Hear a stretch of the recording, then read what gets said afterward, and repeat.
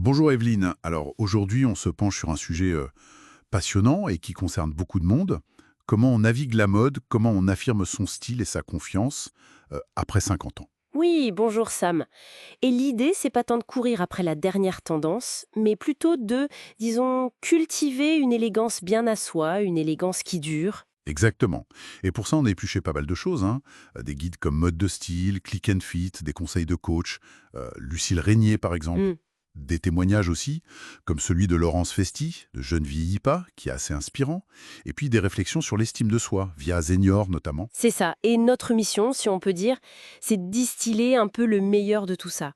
Comment on se construit une garde-robe polyvalente, qui nous ressemble. Qui nous ressemble, oui. Comment on adapte son style aussi aux changements naturels de la vie, du corps.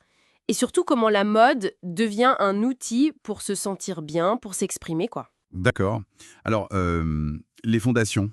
Par où on commence pour bâtir cette garde-robe solide?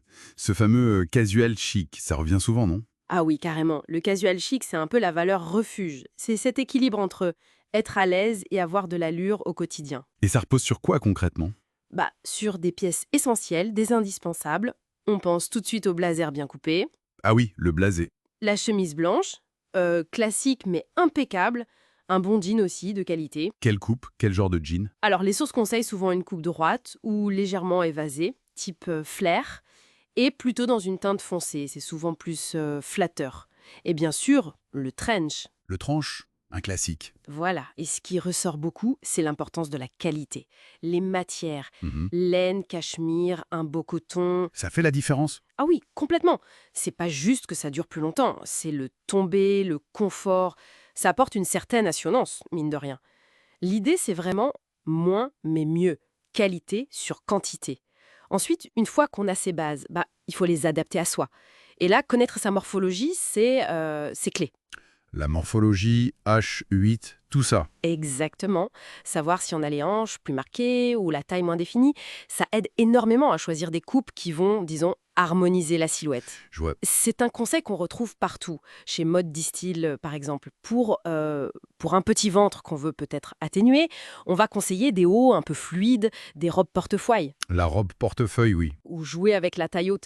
L'idée, c'est de mettre en lumière ses atouts en fait. Et ça rejoint ce que disait Zénior sur l'acceptation de soi, accueillir les changements du corps avec bienveillance. C'est lié finalement. Complètement, le style et le bien-être intérieur, ça va de pair. Alors justement, pour ne pas faire de faux pas, est-ce qu'il y a des erreurs courantes à éviter? Qu'est-ce qui revient dans les lectures? Bon, plutôt que d'interdire, les sources parlent d'équilibre. Le risque, c'est soit de tomber dans des vêtements trop jeunes, Oui, qui peuvent jurer un peu, soit à l'inverse, dans un style trop strict, trop austère, qui peut vieillir. d'accord. Les coupes très moulantes, c'est souvent déconseillé après un certain âge, ou alors avec parcimonie. Pareil pour les imprimés très présents, surchargés. Le léopard, les fleurs. Voilà. Le léopard classique, par exemple, on peut le moderniser, le choisir dans des teintes différentes ou sur un accessoire, pas en total look. L'objectif, c'est toujours cet équilibre. Élégance, confort et personnalité. Et si on veut justement injecter un peu de peps, de nouveauté, comment on intègre les tendances? Par exemple, celle de 2025, sans avoir l'air déguisé. Ah, c'est tout l'art. Une astuce qui marche bien, c'est la couleur.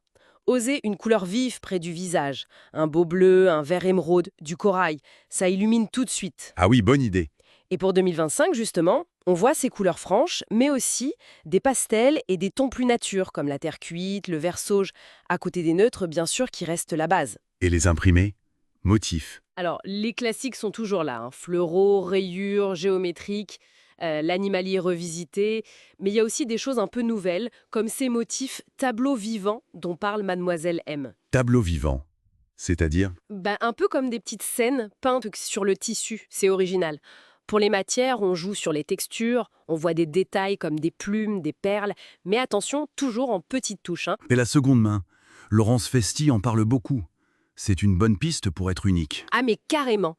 Le vintage, la seconde main, c'est génial pour dénicher des pièces qui ont une âme que personne d'autre n'aura. Et c'est plus durable en plus. C'est vrai. C'est une super façon d'affirmer son style sans forcément suivre toutes les tendances à la lettre. D'ailleurs, pour 2025, il y a des trucs comme la taille basse, les micro-shorts. Bon, c'est peut-être plus spécifique. L'important, c'est de piocher ce qui nous plaît, ce qui nous va. Et les accessoires dans tout ça? On n'en a pas beaucoup parlé? Ah mais c'est fondamental. Les accessoires, c'est souvent ça qui fait toute la différence, qui personnalise une tenue. Par exemple? Un beau sac à main de qualité, dans une couleur neutre ou une couleur forte, des chaussures bien choisies, des escarpins mais avec un talon raisonnable, des jolies ballerines ou même des baskets blanches impeccables, ça marche super bien. Mhm. Un foulard coloré, une belle écharpe, quelques bijoux discrets ou une pièce un peu plus forte. Ça peut vraiment transformer un look basique. Tous les stylistes le disent, hein, les détails, ça compte énormément. Donc, pour résumer un peu tout ça, s'habiller après 50 ans, c'est moins une question de règles strictes que d'attitude, je crois. Oui, une question d'état d'esprit. Voilà. C'est trouver son propre équilibre entre l'élégance, une touche de modernité bien choisie et le confort. On pioche dans les classiques, on s'inspire des tendances, mais on sélectionne ce qui nous correspond vraiment, ce qui nous fait nous sentir bien. Tout à fait. Et pour finir, peut-être une petite pensée, inspirée un peu de Zignor et des témoignages qu'on a lus. Et si, chaque matin, en choisissant quoi mettre, on ne faisait pas juste que s'habiller? Hmm. Si c'était aussi une façon d'affirmer sa valeur, de célébrer l'étape de vie où on est. Parce que l'estime de soi, finalement, comme le style, ça n'a pas d'âge, ça se cultive tout le temps.